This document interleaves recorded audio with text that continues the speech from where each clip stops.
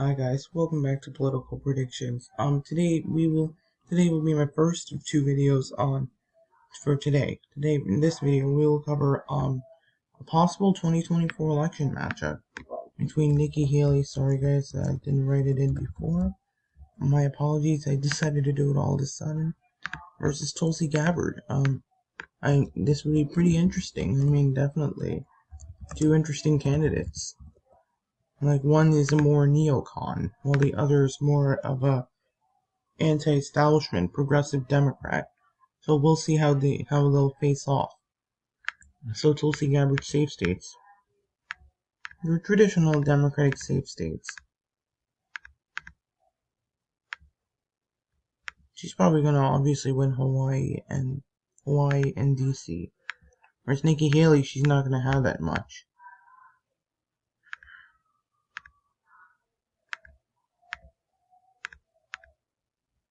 I think she may do a little better in Louisiana and Mississippi because of regional advantage would help her. And I think that's really it. That's all I see, that's it.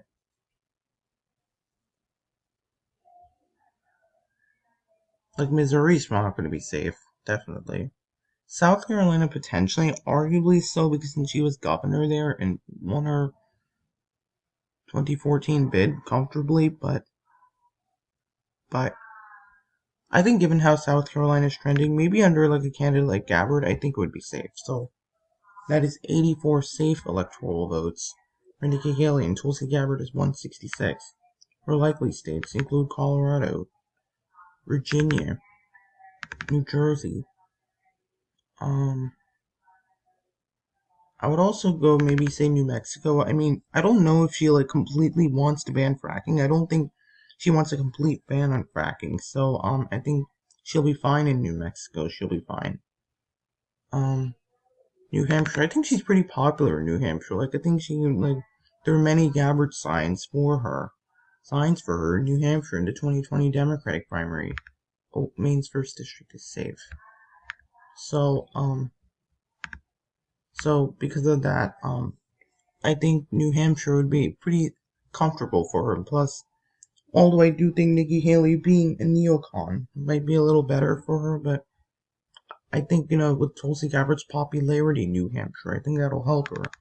Maine at large will be a likely margin for the for the former Hawaii Congresswoman. And I think that's all I see. That's all I see. And Nikki Haley's likely states. I think Utah will be safe. The Mormons are going to come out for her, so that's 90 safe electoral votes. My apologies.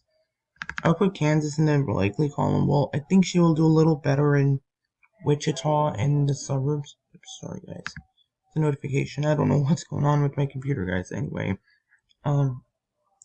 Kansas, I think that'll be likely. Well, I think she'll do a little better in the suburbs. I think she's sacrificing that for the Trump vote, which really in the rurals, Kansas is a very, very rural state, very white state. So because of that, those voters, those hardcore Trumpians will turn out. Plus, Tulsi Gabbard does have crossover appeal, so I think she can make an effort to get them. Although I think she should try to pander to her own base first. Although I think they can come to her side though.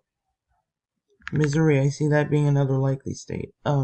It's very similar to Kansas, although Missouri's not as rural, but Missouri's you need to carry the rural vote in order to win in Missouri. And plus, with Nikki Haley, I don't see her being able to get out the rurals as much as Trump. With her being a neocon, she's basically like another Bush. She's like a female version of Bush. So, I don't think she's going to do as well as Trump in Missouri. I think I would see a 9 or 10 point victory for Nikki Haley in Missouri because the Trump voters aren't going to come out for her. And if Gabbard tries to make an effort to reach them, I think she should do it once and then try to get out. And with her being progressive, I think that'll definitely really help her. And I think if she chooses someone like Lucas Kuntz, then I definitely think that could be much better for Missouri. Her in Missouri. But because of how Missouri is right now, I think it's a lean R. Until likely R. Because although I do see her, Nikki Haley, doing a tad better in the suburbs, but the rurals aren't going to come out for her. Like you can see, like Trump counties that went Trump for Trump, 80 to 90%, or 90 to 100. I think at best, Tulsi and Nikki Haley would have at best a 70 to 80% for her in the rurals. Anyway, that's enough explanation. Nebraska's first, that would be a likely margin for her. Same reason. Alaska, I think that'll be likely because I think she'll do a little better in Juneau, the Fairbanks area, because she's more establishment, more neocon. So at least some Murkowski Republicans are going to come out, but you have Trump Republicans aren't going to come out for her. But in Alaska, it's a mostly neoconservative state. He likes neocons. Sorry guys, my voice echoed. Now Tulsi Gabbard's leans. Oh, Minnesota, I think will be a likely margin for her. I think Michigan because, believe me, guys, I may be a little biased, but let me explain why I think Michigan will be likely. First of all, Nikki Haley is just a neocon, establishment Republican. We saw how that worked out. Mitt Romney was steamrolled in Michigan, losing by 9. McCain lost by 17, even more Democratic than New Jersey. So Tulsi Gabbard, with her being progressive, I think that really helps her in the Midwest, like Ohio, Pennsylvania, Michigan. And I think Michigan being being the most Democratic out of all of them, I could see possibly a 7-point victory for Gabbard because, while I think the Detroit area could move a little to the right, but I think Tulsi Gabbard will do a lot better in the rural areas. Like, I think I could see her under Nikki Haley getting, a 5 to 10% improvement in them. So in counties, and Trump won overwhelmingly. I think she's going to minimize the deficit. And plus, Nikki Haley's is Trump light, not a full Trumpian candidate. So this area really loves Trumpian candidates. Maybe she could pick someone more Trumpian, like Mandel, but I don't think that's a guarantee that she will pick Mandel. I think Montana is not filled in. I don't know why, guys, I keep missing stuff. It's a very big map, so, it becomes hard. Anyway, now, Tulsi Gabbard's lean states include... Don't think she really has any. I would say Wisconsin and Pennsylvania would lean in favor of her because, Wisconsin and Pennsylvania, because the white working class, which really came out for Trump in 2016 and 2020, are not going to come out for Nikki Haley, for a neocon, establishment Republican, with Tulsi Gabbard being the anti-establishment candidate. Definitely, she will do a lot better in the Driftless region, and do a lot better in the more working class suburbs of Milwaukee and Madison. She's going to do a little better there. Nebraska second, provided that it's not gerrymandered. I could see that as lean. Although I think Nebraska Republicans may try, but House Democrats and Senate Democrats, my bad, are holding a vote on S1. So if that passes, which I think it will, between now Joe Manchin being on board, I could see that helping Democrats. But anyway, there should be no gerrymandering. It just sucks. Having to cheat your way to be in power is just undemocratic, unrepresentative of the democracy that we all have.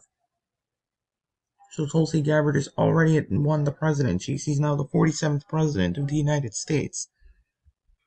And I don't know how she'll do with Hispanics. I think I'll put Nevada as lean D because I'm not sure how she's going to do with Hispanics. I don't know how she'll do. She could do a little worse. Maybe she could do a little better, but with her being more anti-establishment, I think that'll kind of help. But I think, because I don't have much information, I think, Nevada for right now will be a lean D state. For Nikki Haley's lean states, oh, I think I forgot to put Indiana in the lean likely margin. Although it could be lean, depending on how much the Trump Republicans won't turn out. But to be unbiased, I think it's Indiana is likely. Nikki Haley, I think Texas is a lean R state. Maine's second district would be lean. Lean R. And be personally honest, I think Georgia would be a lean R flip. This would be a flip from 2020. The reason why and I think that's all I see, maybe North Carolina being lean. Sorry guys, my friends were texting me. Anyway guys, sorry, my friends were texting, but the reason why I put Texas as tilt is in a lean because, well, I think Nikki Haley is going to do a little better. She's going to do better in the Houston suburbs. Much of the big cities in Texas, they're suburbs. But the Texas Panhandle, this very North Texas, very, very rural, very pro-Trump. I don't think she's going to do super well there. I think, like Tulsi Gabbard with her appeal, she could probably make an effort to try to campaign up here, try to get their votes. Plus, at one point, I think that's not what I meant to say, but Nikki Haley is gonna be hurt by the rurals. So while she might do a tad better in the suburbs, she's gonna be hurt by the rurals. Aren't gonna come out for her. While I think she's gonna win them, but they're not gonna be like as solid as they were for like Trump.